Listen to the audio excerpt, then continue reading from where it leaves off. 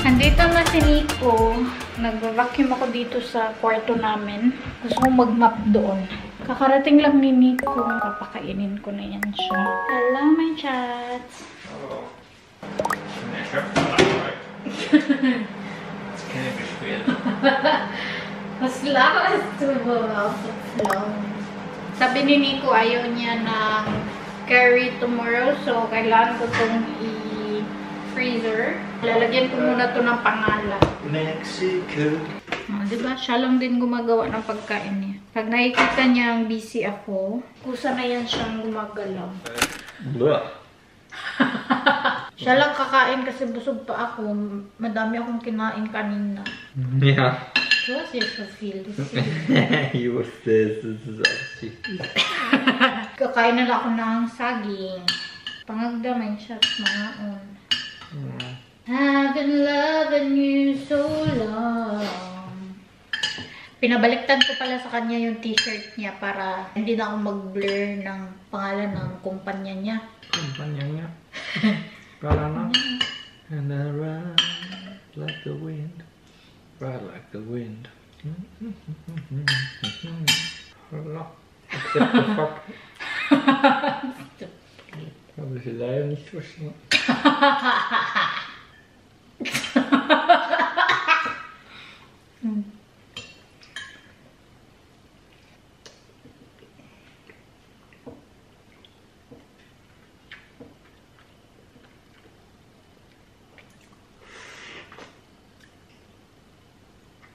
Yung curry niya ngayon, 2 meat lang yung nilagay ko.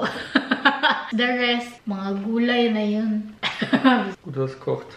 Ich wollte einen Rückentraining machen, jetzt bin ich schon voll. Ja, gestern habe ich es vor dem Essen gemacht.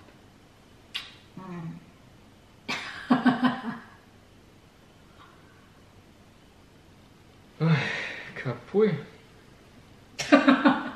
Sobrang kati ng dito ko. Ayan, oh. Namula-mula na siya. Das schaut echt furchtbar aus. Foto schaut es nicht so schlimm aus. Nur weil du dich auch so gekratzt hast. Ang kati-kati niya talaga, eh. Nakagat ako ng wasp ba nung Sunday. Until pulang-pula siya. Kahapon, malaki siya.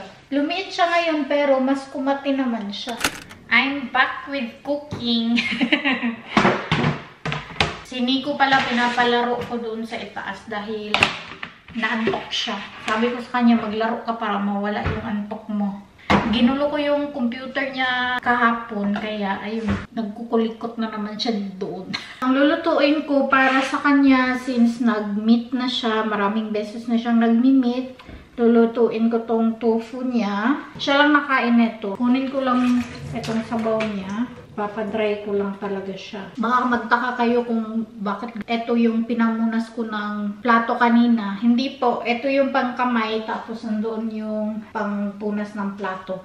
Ang ginagawa ko kasi pag feeling ko nagamit ko na siya pamunas ng plato mga 3 times, pwede ko na siyang gawing pamunas ng kamay. Dalawa yung lulutuin ko ngayon. Ang akin is paan ng baboy or pata.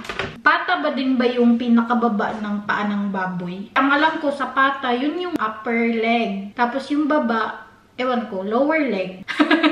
Pata pa rin ba yun? Kasi gusto ko sa baboy yung lower leg niya. Tapos ribs. Mag-stir fry tofu lang ako. Tapos, gamitin ko itong lahat ng mushroom. Hugasan ko lang siya. Hindi kasi ako kampante sa yung brush lang ng mushroom. Gusto kong hugasan talaga siya. Kayo ba? Hinugasan nyo ba yung mushroom or binabrush lang? Ang alam ko kay RC, binabrush niya lang. Gusto ko sanang mag-penne rustica.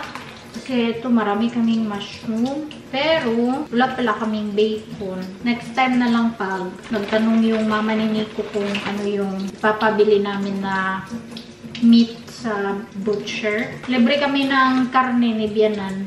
Baboy na karne. At saka mga cold cuts. Nililibre niya kami every week.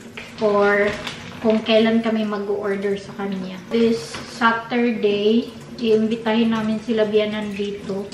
Para dito kumain. At maraming nag-suggest sa inyo na adobong manok sa gata. Feeling ko yan yung lulutuin ko. Pero, titingnan ko pa kung anong suggestion ni Nico.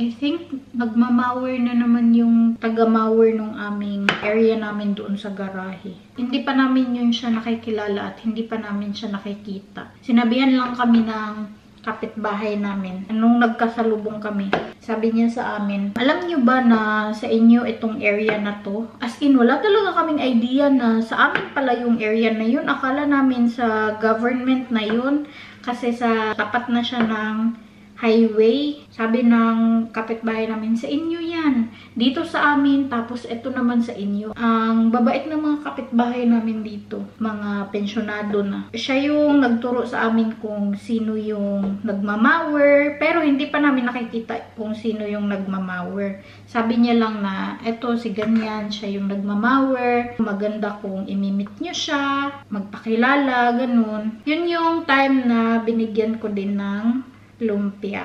Yung garahe kasi namin, hindi namin makita dito kasi nasa highway siya. Tapos, yung dalawa naming garahe naman na nasa basement, lalakarin din. Wala dito sa katapat ng aming bahay or sa likod ng bahay namin, hindi. Kahapon pala, nagpalabas ako ng pata dahil nung isang gabi, meron akong nakitang recipe na pata yung gamit niya. Paksiw na pata daw. Parang natatakam ako dun sa niluto niya. Kaya ako naman na inggitera pagdating sa pagkain. So, ayun. Nagpa-defrost ako ng pata. Tamang-tama. Meron pa akong pata.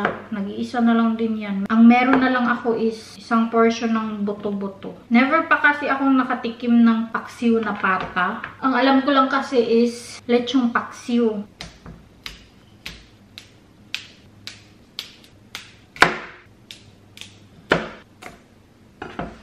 Ang kunti ng broccoli. Tapos, ang daming mushroom.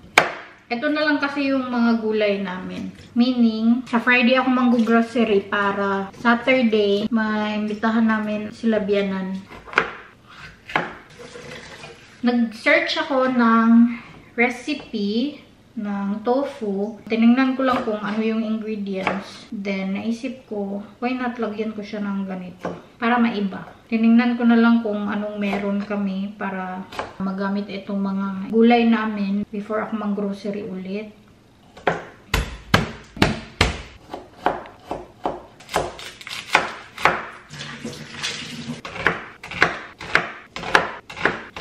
Unahin ko lang muna itong kay Nico bago ko lutuin itong akin. Kahapon sa curry na niluto ko, hindi ko natansya masyado ang mushroom. Sobrang konti yung nalagay ko. Ito yung tofu. Kunin ko lang yung excess na pinangbabad sa kanya. Ang ganda ng tofu eh. Ito ba yung ginagawang taho? Gusto ko rin gumawang taho. Pero gusto ko munang unahin ang siomai. Gusto ko din gumawa ng fishball. Ano ba yan? Kayo ba? Nakain kayo ng tofu? Hindi kasi ako nakain ng tofu. Iba tong tofu na to. Parang ang lambot niya. Hindi siya katulad nung unang tofu na binili namin. Yun kasi medyo hard. Naalala ko, nung umuwi ako last time sa Pinas, hindi ako nakain ng taho. Wala kasi ako nakitang taho. Ito na yung tofu. Ito yung sandamakmak na mushroom, bell pepper, sibuyas at saka bawang. Tamang-tama, tapos na ang aming dishwasher. Sakto-sakto talaga siya. So, magpapainit lang ako ng oil. Lagay ko lang dito yung mga kakailanganin. Para hindi ko siya makalimutan. Parang feeling ko papunta to sa adobo. So, ilagay ko na ang bawang. Kung meron kayong masarap na recipe sa tofu, comment nyo sa baba, please. Para matry namin siya next time. Ilagay ko na ang sibuyas. Gusto kong tostahin ang mushroom at bell pepper. Ilagay ko na itong sandamakmak na mushroom. My God, ang dami.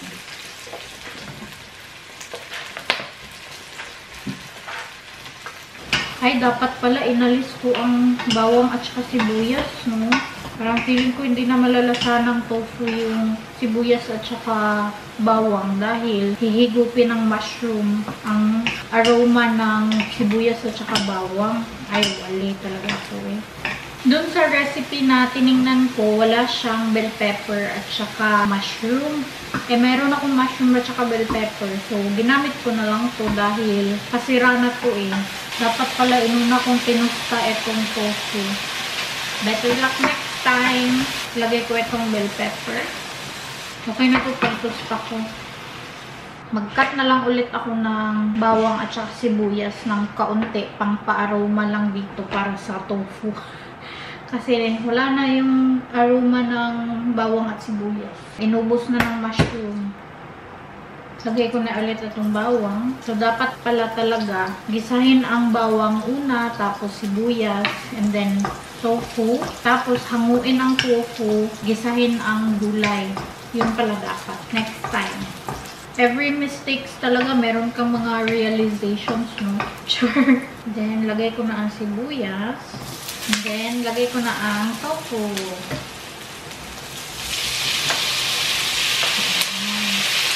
So, haluin lang siya ng very, very light kasi madudurog ang tofu. So, tostahin ko lang tong tofu. Gusto ko sana maghiwa na ng mga ingredients ko pang paksiw. Baka umitim naman ko. Dito na lang ako maghihiwa ng mga ingredients ko pang paksiw para matutukan ko ba siya. Meron lang naman akong sibuyas, etong ginger, bawang, ito. Maglalagay ako ng sili, ito siya. And then, dahon ng sibuyas. Nahugasan ko na po siya.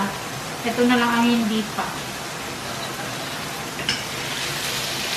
Ayan, mag-color na siya. Doon sa recipe na nakita ko, hiniwa lang ang sili ng ganito. Ubusin ko tong buong ginger na to. Yung hiwa naman ng ginger, nakita ko Brazilian lang siya. Susundin ko yung hiwa niya. So, okay na itong tofu. Ang busy-busy ng life mo. Naan ko lang siya. Tapos, maglagay ako ng konting toyo. Hindi ako sure dito sa ginagawa ko, pero we'll see. Wala na pala kaming oyster sauce. Lagyan ko na lang siya ng Worcestershire sauce. Chamba-chamba lang ba? Chamba-chamba, chamba-chamba, chamba. We'll see kung anong lasa nito. Masarap sana siguro to kung may oyster sauce. Paano ba yan? Wala akong oyster sauce. Lagay ko na itong nasute ko na mushroom. Maglagay ako ng paminta. Pag maraming paminta, masarap. Then, maglagay ako ng paprika powder. Ayan. Parang kailangan ko siyang tikman ngayon. First time kong makakain ng tofu. Walang lasa yung tofu. Maglagay ako ng toyo. Ano bang ilalagay kong pampalasa dito? Wala akong oyster sauce. Hindi ko alam kung anong ilalagay kong pampalasa. Ay! Alam ko na. Maglagay ako ng gochujang. Maglagay ako na ito ng konti. Ito lang yung parang second option ko ba. Ano kaya magiging lasa nito, no? So, tatakpan ko lang to para maluto yung gochujang. Sana naman, masarap to. Then, pagpatuloy ko ang aking anong tawag sa Tagalog na ito? Paggayak? Paggagayak ba? Yung pag-ready. Comment nyo nga kung ano yung tawag dito pag nagpe-prepare ka ng mga ingredients pa. I think gayak talaga. Yun yung nakikita ko sa mga video eh. Pero hindi ko lang sure kung gayak ba talaga or ano ba. So, please comment below. Kamusta na ba ito? Tikman ko muna siya. Okay. Iba yung lasa niya. Tawagin ko lang si Nico para patikman to sa kanya. Since ito ay tapos na, panlasa na lang ni Nico ang kulang dyan. Nilower ko na yung heat niya. At ako naman ay magluto ko na ng aking baboy. Sehr weit. Ja, der Tofu ist sehr weich. Als ich das abgeschnitten habe, war weich. Mag ich aber. Echt? Ja, ist nicht so squeezy wie der andere. Aha. Ja, auch gut. Und was fehlt? Echt wegen Sourness. Gut, ich habe noch keins getan. Ein Teelöffel oder ein Löffel? Löffel. Ein Löffel. So, ja. Nagpa-add siya ng vinegar, sabi niya, walang sourness. Ang naalala ko, pinakuluan niya ang pata. Malinis naman na to kasi before ko siya nilagay sa freezer, hinugasan ko muna siya.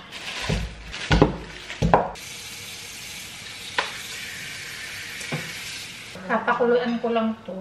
Habang nagpapaboil siya ng tubig, nilalagyan niya ng sandamakmak na asin. Tama na daw ang lasa. Lagay ko na itong broccoli.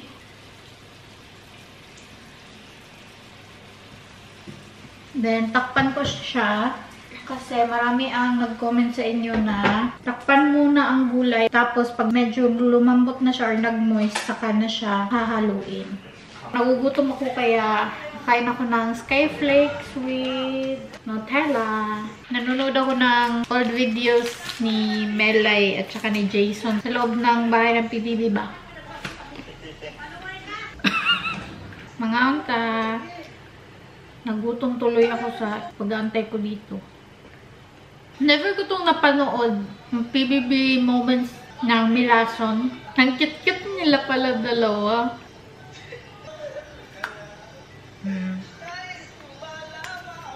Ang cute-cute ni Jason magselos. Ano bang lingwahe sa Mindoro? Kasi si Jason taga Mindoro. Hindi ko alam kung Bisaya ba or nakakaintindi siya ng Bisaya. Dahil nagbibisaya si Melay sa kanya sa PBB. Feeling ko naiintindihan ni Jason. At kumukulo na to siya. Tanggalan ko lang to ng scams. I think okay na to siya. Lulutuin ko na siya ng ewan. Hindi ko talaga maalala kung paano niya yung ginawa. Feeling ko, igigisa muna ang bawang. I-search ko nga daw eh. Paksiw na pata. Sibuyas yung pinrito niya. Gumagaya lang ako ng recipe. Tapos bawang. Tapos ilagay ang baboy. Kusina ni Paps yung aking kinopia. Sa kanya is hindi pinakuluan. Nilagay niya diretso yung pata. Tapos pinabrown niya. So sa akin, since pinakuluan ko siya ng 1 hour, I think. Halloween. 8 PM na pala. Naglagay na ako ng toyo dahil naglagay siya ng toyo. Maraming toyo yung nilagay niya. Since sobrang daming toyo yung nilagay niya. Parang sabaw na siya ba. Naglagay siya ng ground black pepper pero wala akong ground black pepper. So, itong pepper ang gagamitin ko. Konting-konti lang talaga itong aking toyo. Lagyan ko siya ulit. Kasi yung kanya para siyang sabaw. Tapos, antayin lang daw na mag-simmer siya sa kalagyan ng tubig. Ang tubig na ilalagay ko, itong pinagkuluan ko. Sayang yung broth ba? Para siyang humba. Kasi sa amin, ang ganitong luto, humba, paksiw pala siya sa Batangas. Naghiwa ako ng luya. Wala pala yung luya yung nilagay niya. Wala ding sibuyas dahon. Yung nakita ko kasi sa TikTok ko yung nakita. Hindi ko mahanap. Para talaga siyang humba. Tagyan na siya ng tubig. Yun, sobrang dami niyang tubig. Lalagyan pala siya ng paminta. Papakuluin ko to ng bonggang-bongga. Sana hindi to maalat eh. My God, umuusok na siya. Kumukulo pala. Maglalagay ako ng kaunting sugar dahil parang maalat siya. Papunta na talaga to adobo. Sinasabi ko sa inyo. Hindi ko kasi bet yung lasa niya na plain toyo siya. Mamaya pa kasi siya dapat lagyan ng suka. Yung wala na gaanong tubig. Sana naman yung malambot na malambot yung tipong matatanggal na siya. Tingnan nyo, medyo madami-dami pa din yung sabaw niya. Ano oras na? 9:30 PM na. Hindi pa din siya nauubos. Ang dami ko kasi nilagay. Uy, kigwa. Lalagyan ko na lang siya ng vinegar. Uy, tapos Lulutuin ko siya bukas ulit kasi hindi na kaya. Kailangan na namin mag-toothbrush. Medyo malambot naman na yung karne. So, maglalagay na ako dito ng suka. Mga 2 minutes bago ko siya haluin. Then, ilagay ko na lahat ng ingredients. Bukas ko na lang ito tatapusin. Kinukulang tayo ng oras. Bukas ko na lang din ito titimplahan. So, ilagay ko na to chili. Tapos, itong mga sibuyas dahon. Nagdalawang cut pa talaga ako sa sibuyas, no? Pero hindi rin pala nagisa ang sibuyas. Dapat pala ginisa ko yung sibuyas na stem. Ilagay ko na lang ang luya kasi sayang. Pasensyaan yun na. Bukas ko na lang ito titimplahan. Switch off ko na. At wala naman na akong gagawin. Magtututbrush na kami tapos matutulog na. So, end ko na itong vlog. Thank you so much guys for watching. If you enjoyed this video, please like and share. If you did, leave a comment below. Follow me on my social media. And please don't forget to subscribe to my channel and click the notification bell para ma-notify kayo every time na mag-upload ako ng bagong video. And I will see you guys on my next one. Cheers! Guten Nacht! Guten Nacht, mein Schatz! Gute Nacht.